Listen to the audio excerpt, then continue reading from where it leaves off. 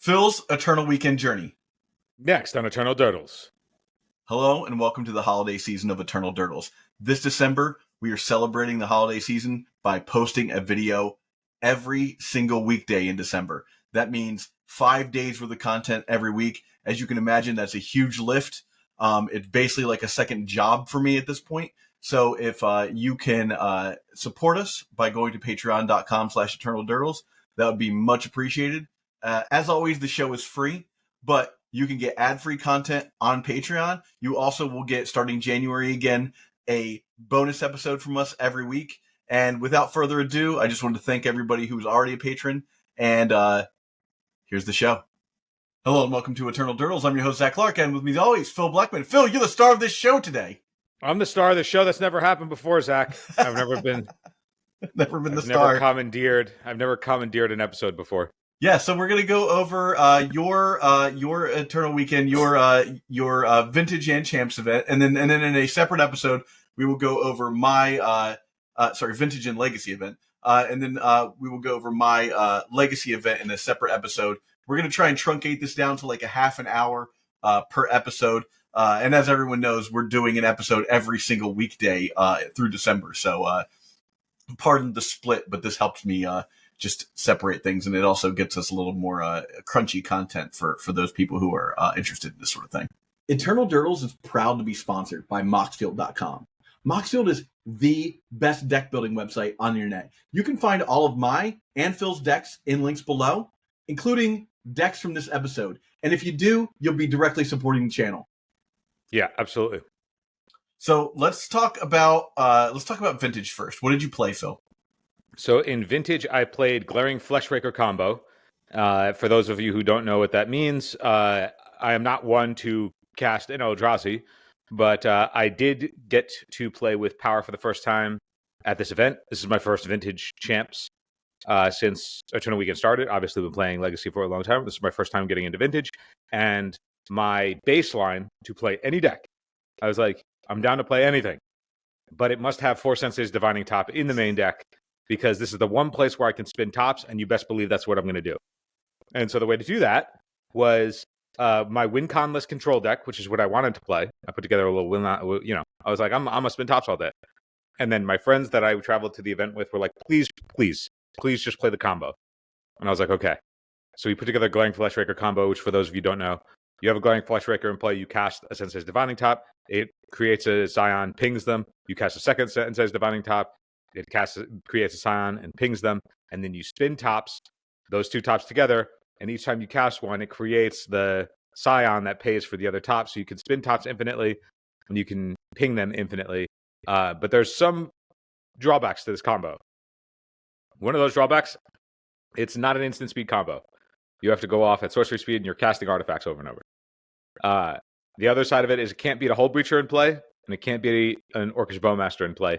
And I don't know if you know this, Zach, but Orcish Bowmasters is played everywhere in the most popular deck for free because Loris just demands what you already want to do.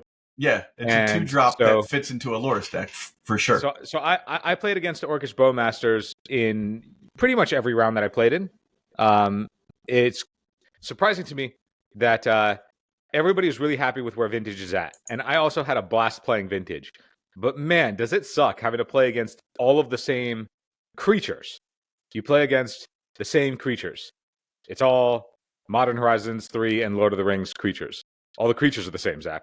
Yep. So the play patterns of the creatures, it's all the same. I don't know. I might be redundant, repeating myself in saying that they're all the same. But now imagine if this audio of me saying that all the creatures are the same, Zach. They're just the same. They're all the same. Now imagine if that was your experience every single round, because it's I can see that becoming obnoxious for sure. So Phil, before we get into your rounds and everything, would you make changes to Vintage? There is an upcoming BNR. I would make changes to Vintage in as a Vintage neonate, by the way. I'm a Vintage neonate for literally one tournament. I know nothing other than like the initial like loose practice I got, not even with the same deck list. But I do think that the incentives for there aren't enough incentives for any diversity amongst the Lurrus decks, really. Now, granted, like all of Vintage is just you're going to start with okay, you start with your 42 stable cards or whatever, and then fill out the rest of your deck. Like that's all the restricted cards just kind of necessitate like this is what we're doing. Yeah. So in a way, like all the decks are the same, but I think that like a lot of the cards that are all of the same across all the decks are mana. So like that doesn't necessarily like feel like a redundancy over the course of everything. It's like, okay, we're all playing with Moxen, so the mana's fast, but it's not like mana itself is like, oh my god, I'm playing against Mox Emerald again. Like, god damn it. Like, that's never the experience, right? Because the Mox Emerald is never the thing that is like painting the experience in a way where a singleton otherwise card like a Bowmaster or a Frog or whatever just sort of makes the game all about itself. I get the sense that this must have been a sensible idea of like what it was last year with Vexing Bauble and Urza Saga before they got restricted, where it's like, yeah, if every game is going to be the person on the play just casts all their shit and then plays Bauble, that must be annoying. Or if every game starts with we're all just Urza Sagaing each other because this land is literally better than most of the cards that are otherwise already restricted. Like it's better than like Urza Saga is on par to me with like Bazaar and Mishra's Workshop. Like it's at that power level. So like you can play all four of those cards, but those cards are in themselves their own decks, where Urza Saga just sort of slots into anything because you have like all the Moxen plus Lotus plus whatever. Yeah, you're so going to be playing some number of artifacts, right? Yeah, exactly. Like the clause to be like, do I have to pick and choose what 0 and 1 mana artifacts? It's like, no, you can just always get Soul Ring, right? Yeah. So like, your Urza Saga is always going to give you win conditions and then ramp you for free on the app. So it's like, I can imagine where it's like, if you're in workshops, it's like, okay, you're playing a workshop deck and you kind of need to build towards leveraging the workshop. Or if you're playing Bazaar, it's like you're playing a Bazaar deck and the only thing your deck is doing is Bazaaring. Whereas with Urza Saga, I can, I get why they restricted it now, playing some Vintage and being like, oh, a lot of these games feel the same, but not because of, oh, we're all ancestraling each other. Don't get me wrong. Like when you get Vintaged, you get Vintaged and that happens. I got Vintaged and I Vintaged people. But I think that like, it'd be nice to restrict more of those cards. Like the Lurrus deck sort of feels as though it builds itself in terms of its threat suite because it can't play any of the other stuff. Like you can't play Hull Breachers if you wanted to, because then you can't play Lurrus. So in a way, it's like, well, we're playing Lurrus. That's the best creature ever printed. There's no way we're not playing Lurrus. Like you can just go Lotus, Lurrus, Lotus, and that's insane. Yeah. And then your opponent, like all your opponent's removal is impervious because you're like, it doesn't matter. Throw this out there. If you kill it, it doesn't matter. I'm just going to Lurrus it back. So you have to save your removal for Lurrus.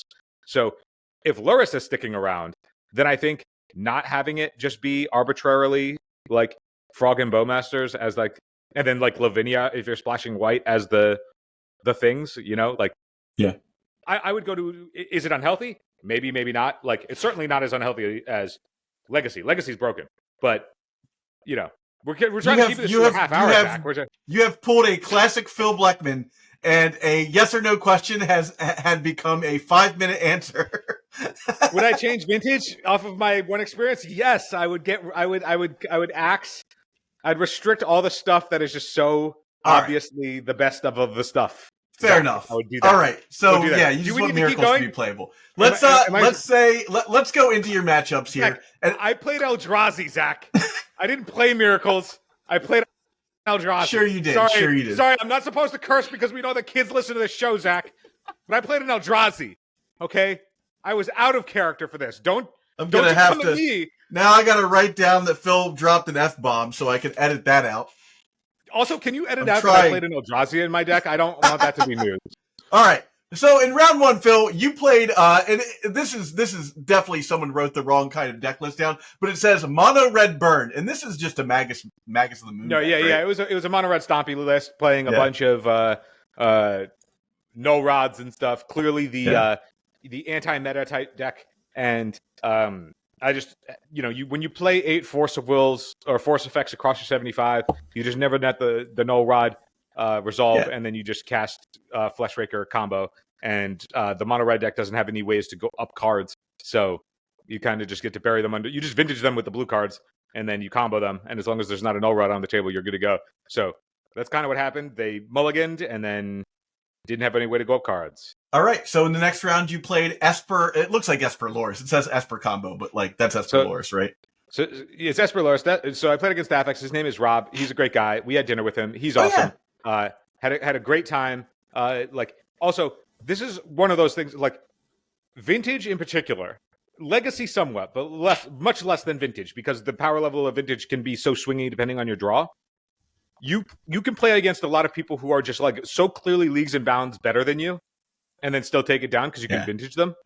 And this was an example of that. It do be like that sometimes. Yep. I played against Rob. We'll talk about like my favorite moment of the entire weekend, which I think we talked about on the previous episode, where he had an incredible opening draw, and then I had a Vintage hand that vintaged him. But after the match, we talked about like different lines where it's like, oh yeah, you did this and you could have done that, but then you top decked this, but had you not top back that, then this would have happened. And we like walked through the lines, and I like, remembered things in such a way where I was trying to convince myself that I did things reasonably.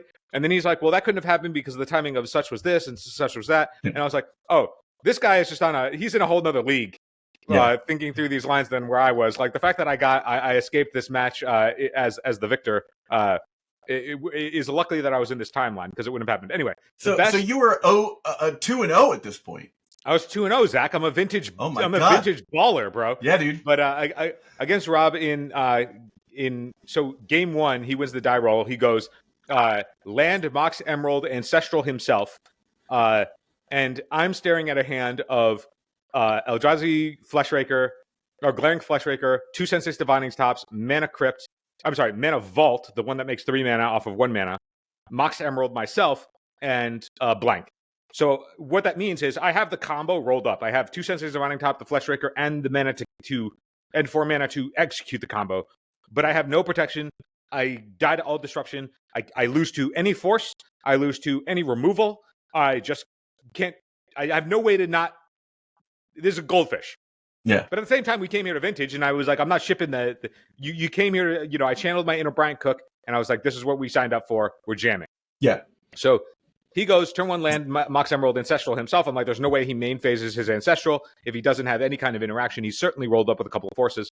So I'm just going to walk into him and then call it a day. But then he proceeds to go Ancestral, resolves, and then with his Mox, he casts a Vexing Bauble. So he just locked himself out of being able to interact, thinking that it would cut me off. What I did was land, Mana Vault, cast Glaring Fleshraker, cast Mox Emerald. It gets countered, but still makes the Scion because it's cast trigger, because the Eldrazi design is just great design, Zach. It's good design. They just knew what they were doing. It's really, really smart. And then proceeded to combo. Yeah. Well, so the next round you go into a Sultai midrange. How'd you end up faring there? Against Sultai midrange, this is the one where me having a pretty poorly designed deck, like the combo is good, but if anybody's interacting with me meaningfully, then it's not going to really work out. And this deck is just sort of designed only to interact and make it sure that you can never like actually piece A plus B together. Turning Glaring Fleshrakers into Elks seems bad. Well, that never even happened. Like like Abrupt Decay means that like I can never actually go off because I don't go off at instant speed. True. So, like, yeah. And I don't have a way to like get around Abrupt Decay. You kind of just have to overload them, which means that you need to have a ton of resources.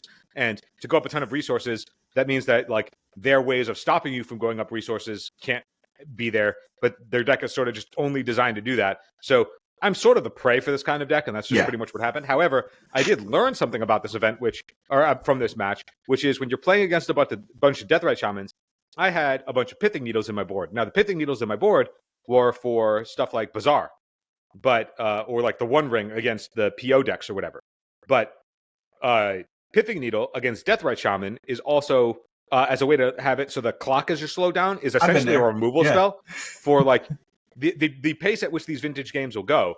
Pithing Needle functionally is just a removal spell because it cuts the Deathrite Shaman clock in half. Squire, bro. Exactly. Yeah. So I didn't realize until afterwards when we were talking about boarding that, I boarded in a bunch of things and I was like, I should have just boarded in Pithing Needle as a removal spell for Deathrite Shaman. Yeah. And I didn't think about it that way because that's not what the Pithing Needles were for. But like, had I gotten any experience and then boarded that way, maybe that matchup is different because the Deathrite Shamans did so much work in terms of allowing him to go ahead and then also disrupt me while also like the mana advantage that Deathrite provided plus win condition meant that he could like spend all of his time not doing anything other than just death writing and then controlling the game otherwise. But like Deathrite being mana and disruption was just really important, and I think Deathly Needle would have changed the paradigm there. So lesson learned. So you lost that. You're 2-1. You go on to play another Loris deck. How'd you end up doing in that match? So I lost this one, and I forget what it was that I forget if there was anything unique other than a bunch of Bowmasters in play, like a bunch of just natural Bowmasters, no cantrips or anything looking for Bowmasters, just natural multiple Bowmasters. And I was only on 3 Dismembers as ways to get rid of them outside of Force of Will. So and I can't win if there's a Bowmasters in play because I was on a Sensei Stop combo. So I think I just sort of got locked because a couple of Bowmasters hit the table, and that was sort of it. It do be like that. Yep, it do be like that. All right, so you're 2-2, and you face another Dimir deck, but this one is not a Loris deck. This one was Reanimator, if I remember correctly. Yeah. This was just Reanimator ported to Vintage. So like it got things like Probe and Demonic Tutor and Treasure Cruise and Time Walk and all the busted cards that you get from playing Vintage. But otherwise, it was just like old Dimir Reanimator with Griefs. Yeah. Ported. You basically just got to play. Yeah, you got to play a Vintage version of a Legacy deck. How'd that go for you? He got me because Bowmasters was able to.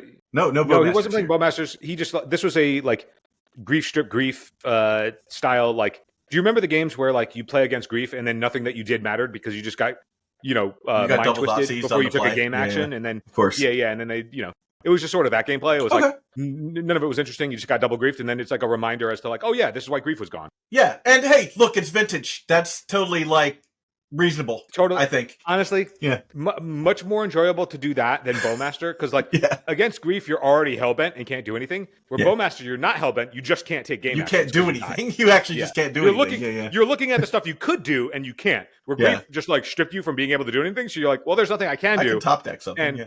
And I can top deck something. Where Bowmaster, you just top deck something you can't use. All right, into now you are 2-3 going into Esper Control. How did you do against Esper Control here? So let me remind myself. I lost this one again, and I don't know if you know this, Zach, but my deck can't beat Orcish Bowmasters. No, it turns out Orcish Bowmasters is not good for your draw cards deck. Turns out, and I should have played around it, Phil. I think this is a match also where they kept in some number of Swords to Plowshares without actually having seen any creatures in game one. Okay. I don't know if they knew what I was on. I was playing mono blue. I was like very much like I didn't think I was going to be a brewer. I didn't think that like Glaring Fleshraker or Sensei's Top like going off because like that's been around with like Monastery Mentor where you like just spin tops, make a bunch of monks, Tom walk, and then kill somebody. Like that's an old Vintage thing. So I figure that like that would have been a known quantity at some point, but over the course of the tournament, people were just like, "Oh, sweet brew, dude, sweet brew," and I was like, "Okay, so I guess this is like enough in the brew space that people are like unsure of what's going on." But this person just kept Source to Plowshares in the blind after not seeing what I was doing in game one. So yeah, it just looks like your deck is full of rude artifacts, and then you're like, well, if you played a Sensei's Divining Top, I think the first thing you're thinking is like, this person only plays one creature. That might be the case. Like the thing is that like every Vintage deck will have a Sensei's Top in it. Yeah. Like if you're a Tinker deck, you're playing at least one top. But like, did you play two Sensei's Divining Tops in the first game?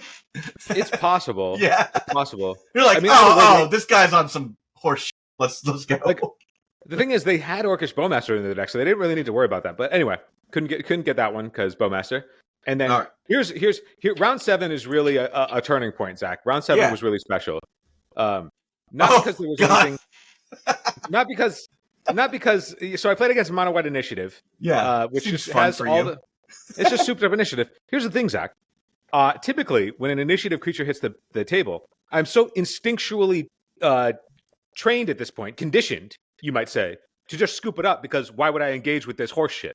Yeah. But in Vintage, when you have an I win button combo in your deck, and that's what your deck is built to do, it turns out when you're combo, you don't care about initiative. Turns out. Now I get why some people who were, casting Dark Ritual or whatever had no issues with initiative.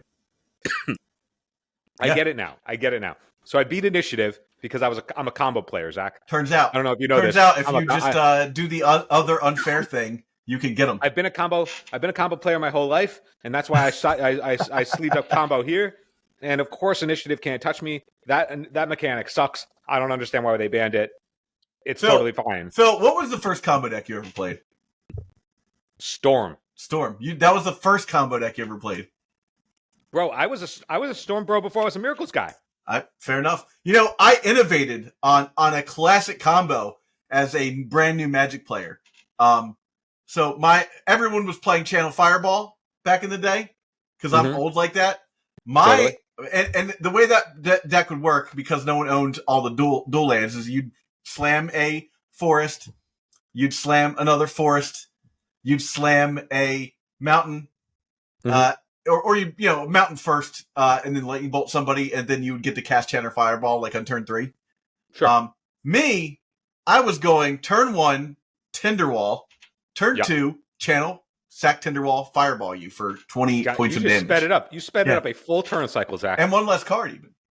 How did you pay enough mana to Fireball them completely? Tinderwall it produces 2 mana. No, I understand that. Oh, so it actually nets you a mana, so you can go and Channel Fireball them for 20. For 2 so green. You go to 1. Fireball, I go to 1, you're at 0. Wow, and 1 is a lot more than 0, Zach. It is infinitely more than 0, yes. It's significant. It's meaningfully different. Yeah. All right. Well, so you beat you got your revenge on Mono White Initiative going into Oath of Druids. Yeah. And this is why Vintage is great, Zach. So looking at this on Melee, it says that I won this 2-1, which means historically and archivistically, I did. I will always have won this match. Now, did that actually happen?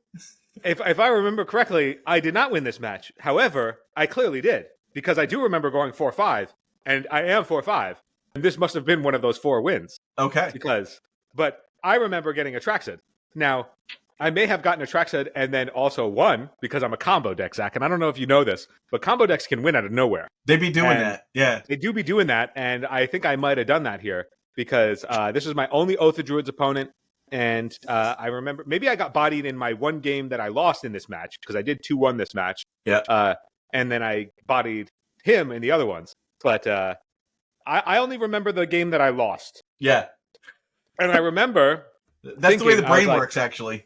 It's the way the brain works. But I remember I had a Dismember in my deck, right? Because I can't beat Orcish Bowmasters or Hull Breacher, so I have to have some kind of removal in my deck, and I was playing mono blue. Mm-hmm. So I had Dismember, and I was like, you know what I'm going to do? I'm going to flex on this dude. So he gives me a Spirit. And then he's like, Oath Trigger. And I'm like, Oath Trigger checks on resolution, am I right? And he's like, yeah. And I'm like, all right, Dismember the Spirit. I got away with that. You time walked one turn. Well, no. I got away with that until he read and understood what I was trying to do. And then he just gave me another Spirit and then attracted me and I died. So there you go. That might be why I remember that game, because I was like, I'm going to flex on him and he's not going to realize. Bonehead move, yeah.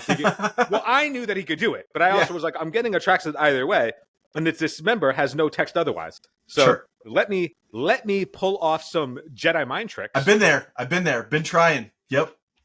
Tried and failed, but I did win this match, so maybe it did work at the end of the day, Zach. Yeah.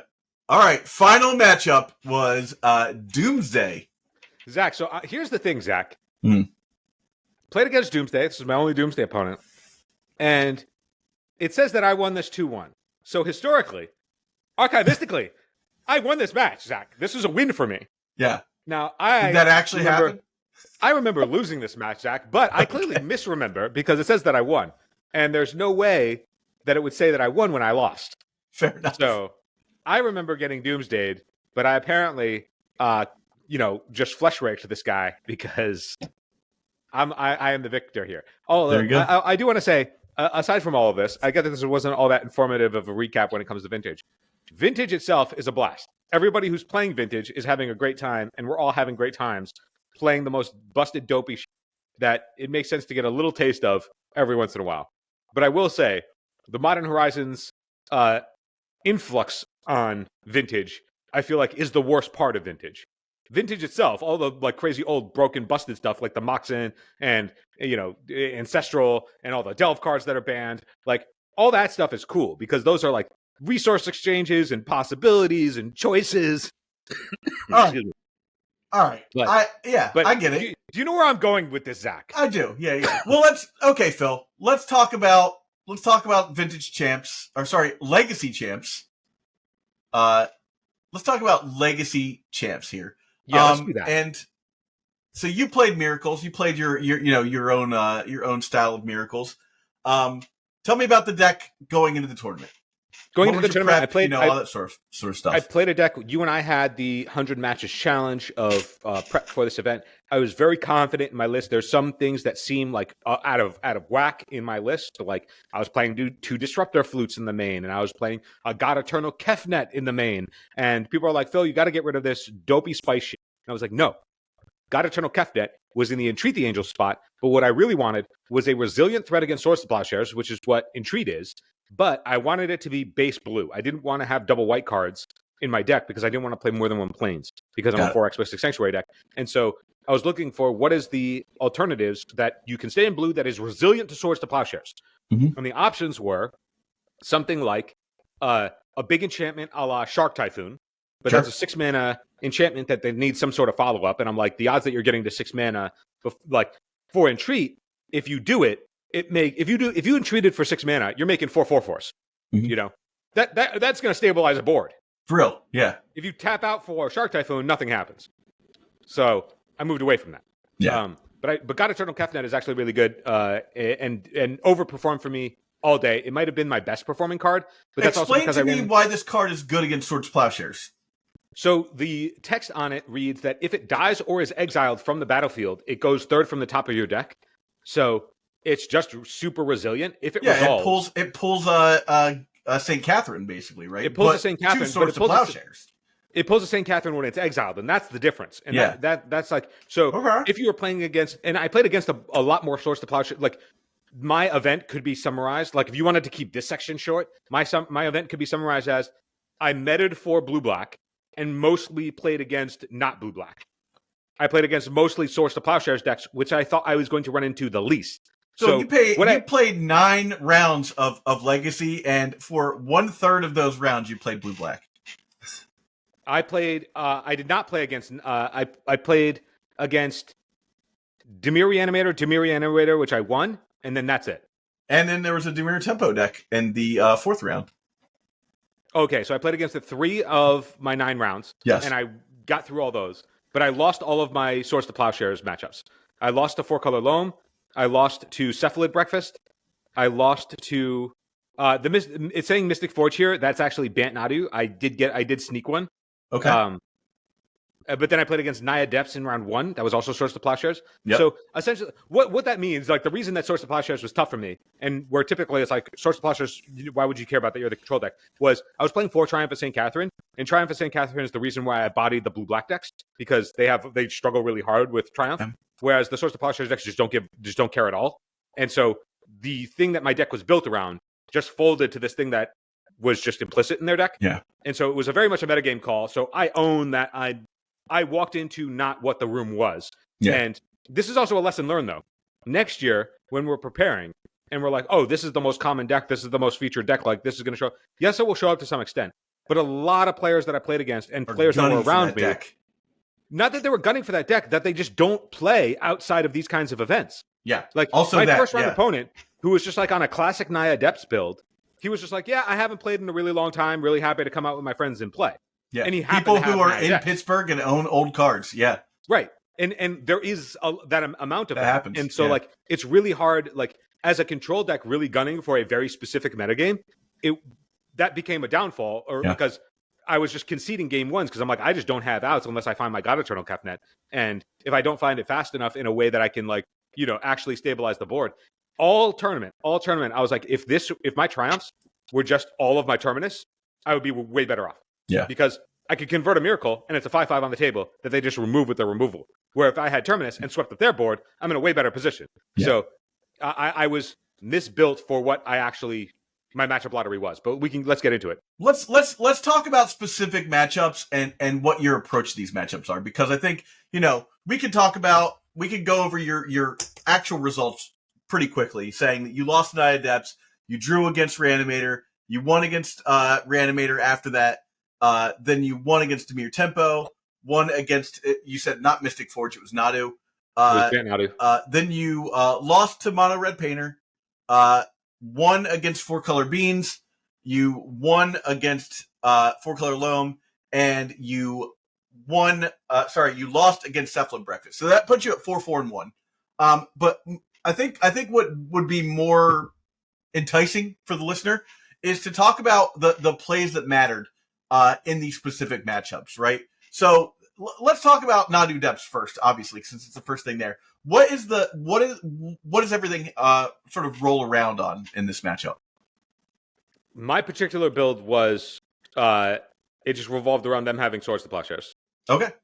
Yeah, that was like essentially like I spent time miracling Triumph of St. Catherine as a way to like, try and pivot, and they just removed it and then, would execute their plan, whether that was Wasteland locking or making a 2020. Yeah. And you are somewhat soft Wasteland because you are trying to make sure that you can get your Mystic Sanctuaries online. Somewhat. If you think about like the way that the Naya Depths deck cares about Swords to Plowshares versus the way that I care about Swords to Plowshares is I'm just trying to go long and I can endure and outlast anything. Where they are like built, designed to counter Swords to Plowshares. Yeah. Like they put a 2020 into play and then they want to make sure that they don't get Swords to Plowshares. Yeah. So the entirety of the Naya Depths design is inherently constructed in such a way that they expect Swords to Plowshares and will beat Swords to Plowshares. Don't hurt my guy. Yeah, of course. And I went into this event thinking I'm not going to run into Swords to Plowshares, and so I did not think about Swords to Plowshares.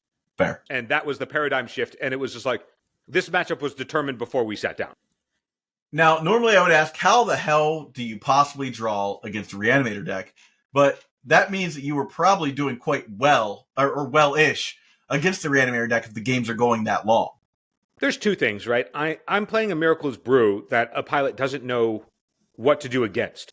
So my opponent trying to figure out how do I navigate my combo against what I am unsure of is in their deck, right? Like they see a counterbalance, they see triumphs, they see terminus, they see like, okay, is it miracles or is it some other weird thing with Triumph of St. Catherine? Is it mid range? Yeah. Like, do I have to think Where are about the beanstalks? Like, yeah, like exactly. Like there's stuff that they have to like sort of think about in their decision making tree that isn't relevant, but they don't know that it's not relevant.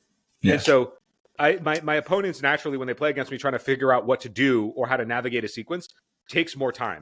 So even though I will play fast, and I don't fault my opponent for like, or any of my opponents, if they like need a second longer because they're like, okay, I'm playing against a brew and this is a critical juncture. How do I navigate this juncture? What are the off the beaten path things that maybe this player might be playing that I need to think about? Because like I'm showing this dude Thraben Charm post board, Yeah. Now, from my perspective, Thraben Charm is a way to hit Carpet of Flowers and Up the Beanstalk and Urza Saga and also be graveyard removal. Yeah. Like, it is a reasonable choice for the things that I am looking to target within these sideboard slots. But my opponent is like, why would anybody sleeve up Thraben Charm? That's nonsense. So if he's got Thraben Charm in his deck, what else do I have to play around? I have to go into the depths of the, limited gameplay that I have to think about all of the chafe out of the new set that he might be having in his deck. So I can understand that. There was the other thing about this particular matchup is we all knew going into the day that at only 11 rounds before cutting to top 8 in a 1,200 player event, if you took a loss, you were already out of the top 8. Yeah. Like you were X1 and 1. Like X1-1s didn't make it, right? Yeah. So to take your first loss meant that you just had to win out. Yeah, especially this early, right? Like we know Kelvin lost his round 1 and then won out, right? So like got there. It can happen. But like this early on, there's also like in round 2, it's only round 2, but you're surrounded at these tables. Everybody around me at these tables in round 2, there's just a sense of demoralization. Like we're all just sad that our dreams of top 8ing are already washed after round 1 because the tournament is not long enough to be sufficient to take more than one loss.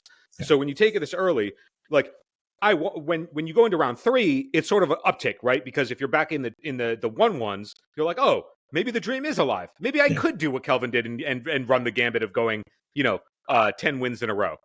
But like after round 1, when you do it, you're like the odds of that are so narrowly impossible that everybody's just sort of out of it already.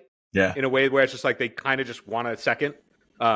So the energy is lower at that particular position as well. And so there was like a loose, like, we're already checked out, before like getting back into it. And then after this round, when it was a draw, and I was like, okay, nothing matters anymore. Then I went on a sort of string, where I was like, oh, it's back. Rattled off 3 wins from there. Yeah. So, you were like, I would have been pretty, like, I was on like loss number 3 when you were like, 4-1-1, 3-1-1.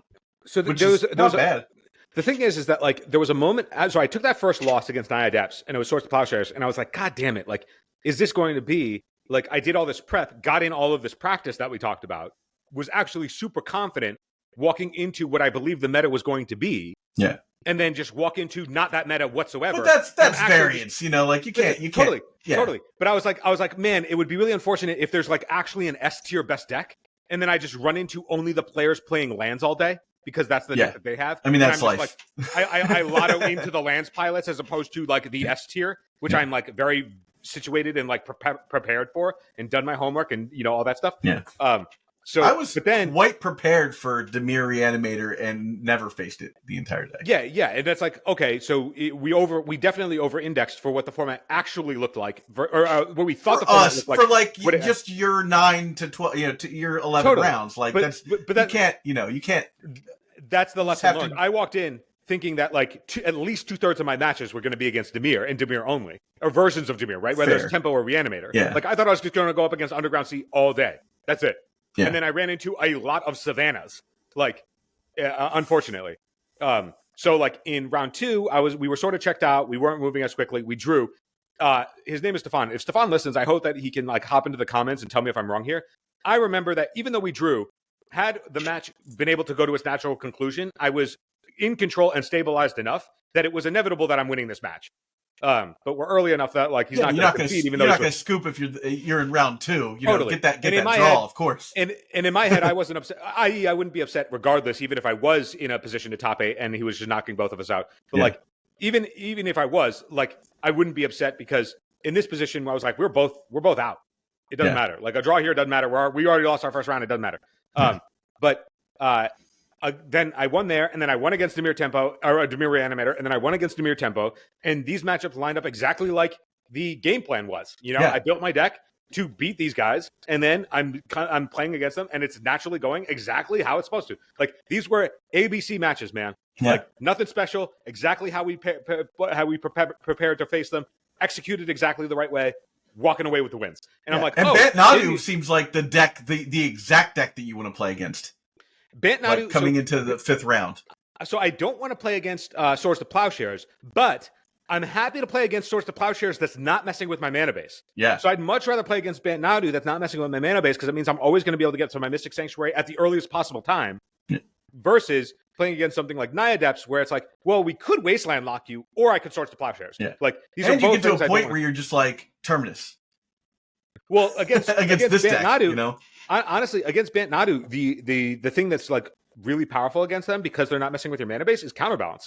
And the reason that Counterbalance is really good against Bant Nadu is, if I stick the Counterbalance, I know that my Mystic Sanctuaries will be live on turn 4, because they don't mess with my mana. Yeah. So I don't need to worry about getting basic planes. I don't need to worry about dying before then. Like, we're going to interact a bunch, but like, the ways that we interact are, as long as I don't lose to the combo, then I can take whatever hits. I don't care what hits I take, because if you hit me for any amount, I'm going to gain it back via Triumph of St. Catherine, or you're going to Swords my Triumph of St. Catherine and undo those combats. Yeah. So I don't care. I'm getting those time walks regardless. But and you're not too worried about, like, because that deck does probably play some amount of Teferi, but like, they play 2 Teferi. Yeah. It's not as big a deal against this deck, because what they're Teferring in is just a bunch of guys that you're going to be able to get off the board. That's the other thing about Teferi is that Counterbalance is good against Teferi, because you actually can counter their with a Teferi on the table. Yeah. So Mystic Sanctuary plus Fetch, you can't miracle with a Counterbalance. But like, what are you going to do? You can't miracle, but like, if you want to, it's like, hey, if they're going for the combo and they go, okay, cast Nadu with a Teferi on the table, I'm like, okay, Counterbalance trigger, Fetch, put this Brain Surge on top, counter your Nadu. Yeah. I can actually interact through a Teferi with a Counterbalance on the table. I can't do that. Sounds like you did as well. Well, these are a game where I like soul read my opponent playing Counterbalance, in that like soul read loosely. There Yeah. are things that matter in the matchup, which are exactly Nadu, exactly Green Sun Zenith for Nadu and Teferi, and that's it. So as long as those things don't resolve meaningfully at meaningful points in the game, like I feel well set up because you're not messing with my mana base, and Mystic Sanctuary is so much more powerful than anything that they're doing. So I would have been happy to run into Bant Nadu instead of the other Swords to Plowshares decks that I ran into. But this one was game one. I got there off the back of like the ways that we just talked about. Game two, quick comboed, mulliganed, all that bad stuff didn't really work out. And then game three, a repeat of game one. This match felt really good in that like being able to soul read with counterbalance is powerful, but not anything that you wouldn't expect from a deck that's not playing Wasteland. Okay. And then Mono Red Painter. That's obviously who loves that. So Mono Red Painter is like if I draw my sideboard cards. The thing is that this Mono Red Painter player was very committed to being a Wasteland deck. Okay. So like, and by that I mean like I'm going to proactively Pyroblast lands. Nice. Okay. Yeah, that's a whole strategy there. And that's a whole. You got to respect that, actually. You got to respect that. And the way that these games actually played out was we ended up going to a draw. Like this was a game where we were going back and forth. It was Triumph versus his board. He wasn't able to combo me. I had Disruptor Flutes instead interacting, and like it was cool, intricate games. And we were going to draw. Like I would have had two draws on the day here. This would have been an actual draw, not one that would have been an inevitable conclusion. I think like the game was still such that had we had more time, it's still anybody's game. Yeah. But we were in such a place where I was like, he hadn't taken his loss until the previous round or something. And I had my loss from round one and round two. Serve it up, of course. This is also a position where I was like, I can knock us both out of the tournament here. Or if you win out and we're closer towards the end of the day of you being able to do so, then you would theoretically still be live. Yeah. And so this is a spot where like I know we say kill them all, but I did have like content creator brain, like member of the community in my head here. Yeah, like, I think that's totally defensible. Yeah. So even if he was playing Painter. Yeah. And like gotta get those vexing baubles up to the top table so they can get banned, right? So yeah, you gotta somehow spin it. So this one went to a draw. So like it could have gone either way. Like maybe I'm 5-3-1 at the end of the day instead of 4-4-1. But I conceded to keep him live. He was a nice dude. The games were really enjoyable, and so it's a loss. But this one, if we were like putting it on our spreadsheet for testing purposes, it's a draw. Okay. All right. Then we go to 4-color loam. So let's talk about 4-color loam. This is a Wasteland deck, right? Like this is not 4-color problem. So you're looking a little ahead. This was 4-color beans. 4-color beans. Yes, 4-color beans is next. Okay, so yeah. I do play against a 4-color loam in the following round, but I played against 4-color beans here. And again, this is another one of those instances. This deck is only on 2 Wasteland and a Life from the Loam, which is a loose Wasteland lock package. Yeah. The game that I lost was to the Loam Lock.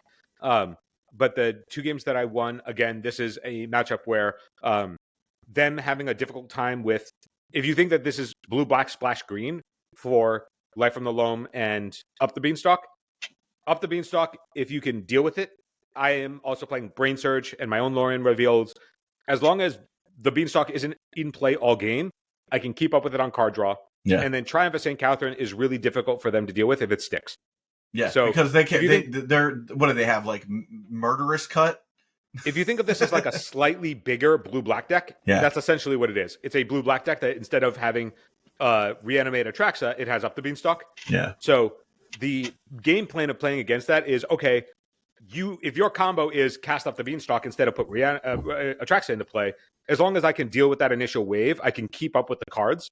I just have to make sure that you just don't have Up the Beanstalk, double force, double blue card, in which case nothing matters. Yeah. Similar to how if you put Atraxa into play and then flip over force plus blue card, nothing matters.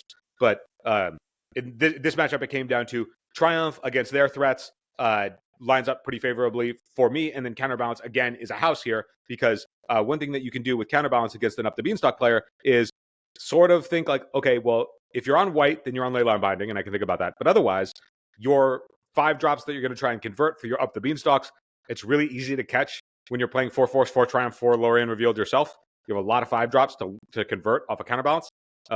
So that's where we were at. And Counterbalance, again, was a star for me when it showed up all weekend. And that lined up well here. They were playing 4-color in that they were playing Swords to Plowshares themselves. But between that and the Entreat that I had post board, like it's hard for this deck to beat Entreat, which just goes way over the top of everything that they're doing, particularly with Mystic Sanctuaries regunning them. So I actually felt pretty comfortable in these types of grindy matchups as long as Loam plus Wasteland did not enter the fray. Okay. All right. So then we go on to the Loam deck, which you said like is not great for you for Loam reasons. So the 4-color Loam deck, actually, it wasn't Wasteland that was the problem here. I would say of all of the matchups that I played over the weekend, my opponent here was a really nice guy. Really enjoyed hanging out and playing against him. He was a really nice dude who had like seen me play before, and like we had like I played. I think he said I played against his wife at another event, and he remembered my deck or whatever. He was a nice dude, and we were sitting near each other for most of the day, as we like had a similar record all day. But I'll say that this particular match was the least interesting or compelling of all of the matches on the entire weekend. And it's not because of anything that my opponent did. It's that he was an Orcish Bowmaster Urza Saga deck. Yeah. And the way that the games came down was there was one game. There was famously one game not cards that you like to see in play against you. It was just like, okay, it was like not a natural like turn 0 Bowmaster off of Mox Diamond, follow up second Bowmaster. And then there were other games where no spells were cast. It was just Urza Saga, second Urza Saga natural, and that was it. So it's like, okay, the like I won't harp because we've already talked about it a bunch, but like the games felt like they were stolen. Not stolen like I lost them. Like the experience of being able to play Magic was stolen because these cards exist, and the gameplay that they created were just so abysmal that I wish I could have gotten the round back. Yeah. There were losses that I took over the course of the day that were really intricate and enjoyable. Like when I lost to the Painter player, or we drew, but then I conceded, those games were super intricate and back and forth, and we had a ton of decision-making points. Like, he chose not to fire off his Power Blast sometimes. There were times where I was trying to, like, bait him into doing stuff. He was trying to bait me into doing stuff. Like, there were head games and interactions and, like, subtleties and timing choices, and it was way more intricate, where there were any games where Urza Saga just, like, came in and blitzed it all, you know? And against this match was just like, man, we played good. We were enjoying ourselves all the way up into this point, and then I just ran into these two power outliers that are just cancers on the format, and I wish they would go. All right, so final round of the first day, and then you stopped. You didn't play in the second day. Cephalid Breakfast. So let's talk about this matchup, Phil, because so this player was on. Let's see what kind of list we got going here, based off of what I know. Combo Breakfast.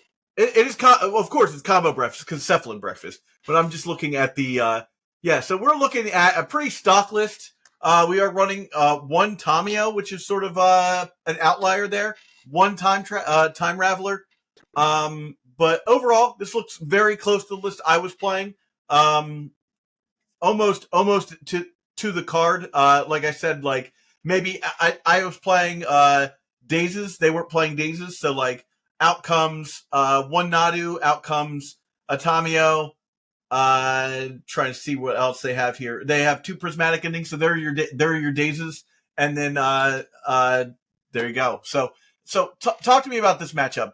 You lost this one, if I'm not correct. Yeah, well, you actually saw me play against this one after I had taken the loss in the previous round against the Urza Saga Bowmaster that's right. experience. That knocked me out of being able to get into the prizes. Yeah. So like now there were no chances to get back anything on this event. And it felt a lot like round 2 where it's like you sort of check out a little bit. Yeah. But going into this last round, he goes turn 1 Encore, turn 2 Cephalid Illusionist with counter magic backup. And so he just turn 1, turn 2 he just has it. That's what you're trying to do. Yeah. That's what you're trying to do. And I was like, honestly, so like the first game took not even a minute and a half. Yep. And I was like, this is great because I'm like sort of checked out. And if that's how this last round is going to go, so we can go have dinner, like great. Sure. Game 2 is a grind. I get there. It goes back and forth. He realized he misboarded because I didn't show him any cards outside of Island Ponder. Yeah. And then game 3, you were actually watching. Yeah, this is the one I was watching. Yeah. And you saw me make a series of consecutive punts because where like, he goes Cavern. He named Wizard from like, however many turns earlier. And then he cast his a wizard off of it Nadu, or whatever, yeah. and I force it, and he's like, oh, there's the cavern, and the cavern's like sifted as the middle land between the 3 lands that he tapped, and I was like, oh yeah, right, cavern exists. That card's existence. Oh right, cavern is also like just an absolute blight on this experience, and I'm sort of over it. But then we keep playing. I somehow like leverage myself back in, and then there was one turn where he plays another Nadu. This time he doesn't tap the cavern, and I force it, and then he just plays an illusionist right afterwards, and then combo kills me. And I was like, all right, like the last round, like you birded it. You saw me make like 3 consecutive punts in a row as to like we are just not playing sharp. This is not worth it. And I'm sort of embarrassed. It's the last round of a long day. Don't give yourself too much crap. Like I wasn't playing my best Magic at the end either, but you know, like one thing that I do want I want to like air out though is afterwards we were talking and you had like battled back to like a winning record and you were feeling great. I went 0-3 and ended up on the day at I think 5-4. Yeah, and I wish I had that sort of energy leaving the end of the day, because then when you were like, hey man, we made it through the end of day 1, like you're 4-4-1, I'm 5-4, we both battled back from losing things, like you were super positive, you were exactly the kind of energy that like we all in the room should have been, that I should have been. And I was a salty bitch. Take your losses way early in the day is what you need to learn. No. So like you had the right energy, you had the right outlook, you weren't thinking small ball. We came to play, dude. We came to play. I was like, I lost to Urza Saga and Bowmaster, and I was like, those are cancers on the format. And then I lost to Cavern of Souls, being like sifted in between the lands, being like, this is a cancer on the format. And I was just like, I was salty because of these power outliers. And then all that is to say, I have learned the lesson to make sure that like, even when that is the case, to not do it, because this was the first Eternal Weekend that you and I together were like, we are practicing. We are putting in the effort. We expect good results. Phil, let me just share like what my mindset is for this stuff when we get to, because of course Orcish Bowmasters is BS, you know, there's tons of BS in this format, right? But once you sit down in the first round, all that's out the window to me. Like, we've signed up for this format, this is what we're playing, and knowing that there's a ban and restricted announcement coming after this tournament, nothing is BS to me. Like, I'm just like, whatever. You know, you're playing with the tools that are handed to you. If my opponent is Mr. Blood Moon every time of the day, you know, like, it is what it is. Like, I can't be mad about people playing the cards that are legal in the format at the time of the tournament, because that just is what it is. You know, like, I could be upset that like I couldn't beat X, Y, and Z card, but I made all the decisions up to this tournament to play the decks that I'm playing based on that knowledge. So I can be upset at myself for misplaying, but I can't be upset at cards that exist in this format until after the tournament. Like, once we get to the point where we're cooling down from the tournament and we're talking about how we feel about the format and everything, then we can be upset. But my stance is, we're here to play. We came to have a good time. We're not at work, you know? So for me, it's all about like, look, this is a good time, and I'm damned if I'm not going to have a good time. Totally. Yeah. And that's, I think, where like I am of a similar mindset. I want to be in that space. And then there's just a subsection of cards that I feel like are the primary design feels like they just strip exactly that experience. And I like just want them removed. That way we actually can be in a world that you are able to live in, you know? So to break it down, you went 4-5 in Vintage? I went 4-5 in Vintage, and I went 4-4-1 in Legacy. 4-1, which is, you know, I mean, that's a pretty even-ish record for the day. Remember, we're in with Sharks. You know, like, these are some of the best players in this format in the world. So with that said, you know, I think, you know, I don't know. We'll talk about my experience in the next episode. But I don't know, man. I had a blast. It was good to see people, you know, it was good to play in person, and the experience of playing online versus playing in person is just so much different to me. We'll say 10 out of 10. Like, I mean, Eternal Weekend itself, even with the cancers on the format, like Eternal Weekend, the event itself, like the weekend, is awesome. Yeah. 10 out of 10, highly recommend. Can't wait to do it again. Yeah. And now we have, you know, we've got next year to look forward to. and we got to put in a whole regiment of what happens after the ban list and stuff like that. And as I've already stated, everyone knows we will be putting out an episode every single weekday in December, which is a gigantic lift. And you can support us in doing that if you go to patreon.com/eternaldurdles. As I said, I will be doing my recap in the next episode, which will probably come out tomorrow. Zach, relay for all of the peeps listening. By Eternal Weekend 2025, our subscriber target is... I want to have 500 subscribers. I don't have a target. I don't have a target. We don't have a target. We don't have to, Zach. We don't have a target. Oh, you mean our subscriber, not for Patreon. You're talking about for YouTube? Yeah. 5,000. 5,000. I was like, we talked about this, man. We're at 2,100 right now. We're going for 5,000. So if you haven't, ostensibly the math shows that like something like 70% of people that watch this show are not subscribed. This is the best time to subscribe, right at the end of the year. To get us over that like halfway goal would be amazing. If we can get to like 2,500 subscribers by the end of the year, that would be obnoxiously cool. But with that said, like I said, we're gonna have another episode tomorrow. And thank you all for watching. And have a great one. Before you go, I need some help.